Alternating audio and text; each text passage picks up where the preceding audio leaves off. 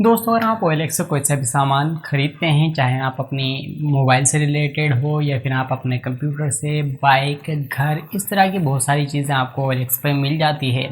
लेकिन यहाँ पर ये प्रॉब्लम होती है कि जब आप उसे परचेज़ करते हैं तो बाद में आप किसी प्रॉब्लम में ना फंसे, तो उसके लिए आपको बहुत सारी जानकारी का होना ज़रूरी है।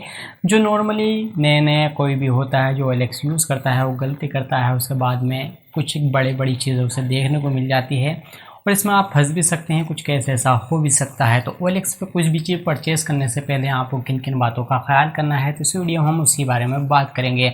दोस्तों, मैं हूं सादिक और आप देख रहे हैं टेक रेस्ट। अगर आप इस चैनल पर नए आए हैं तो प्लीज़ इसे सब्सक्राइब करके बेल आइकन को प्रेस कर लीजिए। उसके बाद ऑल नोटिफिकेशन का ऑप्शन जो आएगा उसे आपको इनेबल कर देना है, क्योंकि हम टेक्नोलॉजी से रिलेटेड ऐसे ही डिटेल में वीडियोज़ लेकर आते रहते हैं। तो बिना किसी देरी के बढ़ते हैं इस वीडियो में आगे।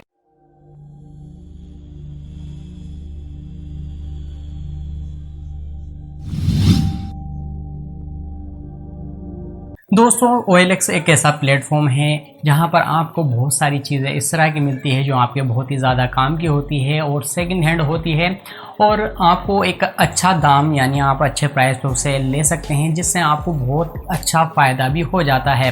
लेकिन जब कभी प्रोडक्ट ख़रीदते हैं तो कुछ गलती इंसान से हो जाती है, तो उसके अंदर कुछ गलती ऐसी है जो आपको जाननी चाहिए। कोई सा भी प्रोडक्ट अगर आप परचेज़ कर रहे हैं और आपको उसके बारे में पता होगा, तो आप एक अच्छा प्रोडक्ट अच्छे प्राइस में ख़रीद सकते हैं और जेन्युइन खरीद सकते हैं।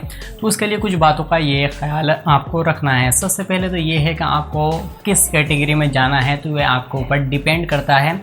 आपकी कैटेगरी कोई सी भी हो सकती है। तो हमारा जो चैनल है वो टेक्नोलॉजी से रिलेटेड है, तो यहाँ पर मैं अपने से रिलेटेड कोई सामान का कोई सा भी प्रोडक्ट का एग्जांपल दूंगा। आप चाहे कुछ भी परचेज़ करें, सब में ये सारी चीज़ अप्लाई होती है। फॉर एग्जांपल, आप कंप्यूटर ख़रीदते हैं या इसके पार्ट्स, कोई सी भी एक्सेसरीज़ वगैरह हो सकती है, या फिर आप कोई मोबाइल ख़रीदने हैं, तो यहाँ पर आपको सबसे पहले जो बात करनी है वो ये है कि आपको वो देखना है कि आप जिससे परचेज़ करना चाहते हैं कि उसका OLX पे क्या नाम है। क्योंकि कुछ यूज़र जो होते हैं वो फ्रॉड का काम करते हैं। तो पहली बात तो यही मिलेगी आपको कि वो अपना जो नाम होता है वो नहीं रखते, वो सिंपली OLX यूज़र रख देते हैं। तो इस तरह की चीज़ें भी आपको देखनी है।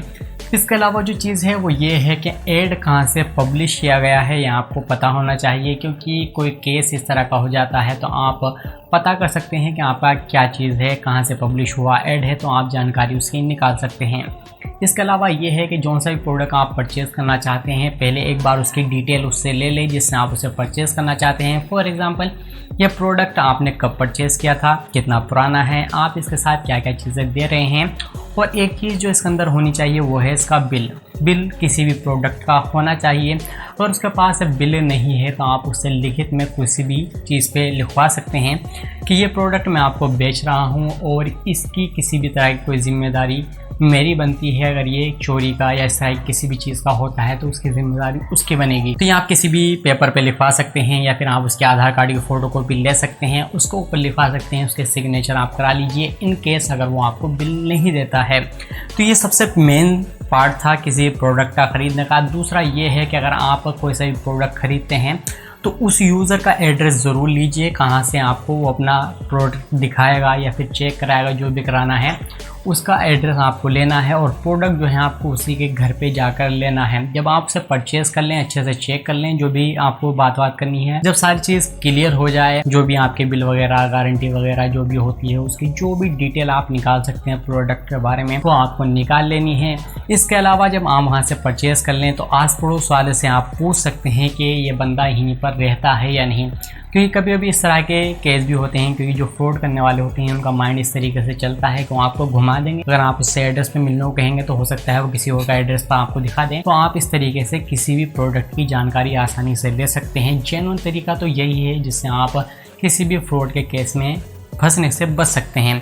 इसके अलावा एक चीज़ ये भी है कि किसी भी प्रोडक्ट का जो प्राइस है उसे आपको ज़रूर देख लेना है। जब भी आप उस प्रोडक्ट के प्राइस को देखेंगे तो सबसे पहले ये देख लीजिए कि मार्केट में किस तरह के प्राइस आपको मिल सकते हैं। थोड़ा बहुत कंपैरिजन अगर आपको मिलता है, फॉर एग्जांपल 1-2 हज़ार रुपये, 3 हज़ार रुपये का मिल जाता है तो आप देख सकते हैं। लेकिन कहीं ऐसा हो कि आपको जो मार्केट में मिले 15 हज़ार रुपये का सामान वो आपको कोई 5 हज़ार रुपये में दे रहा है, तो यहाँ पर आप समझ जाइए कि या तो वो चीज़ फ्रॉड के केस में आती है, यानी कोई आपको चोरी का माल बेच रहा है, या फिर इसके अलावा ये भी हो सकता है उस चीज़ के अंदर कुछ ख़राबी हो तो आप अच्छे तरीके से चेक कर लें। सबसे पहली चीज़ तो आपको ये देखनी है कि प्रोडक्ट चोरी का नहीं होना चाहिए। इसी वजह से मैंने सारी चीज़ क्लियर करी कि प्रोडक्ट के बारे में आपको जानकारी ले लेनी है, कब परचेज़ किया था, कितनी गारंटी बची, आप इसके साथ क्या क्या एक्सेसरीज़ दे रहे हैं, जैसे फॉर एग्जांपल बिल होता है, बॉक्स वगैरह होते हैं, ये सारी चीज़ें आप अच्छे तरीके से डिस्कस कर लीजिए।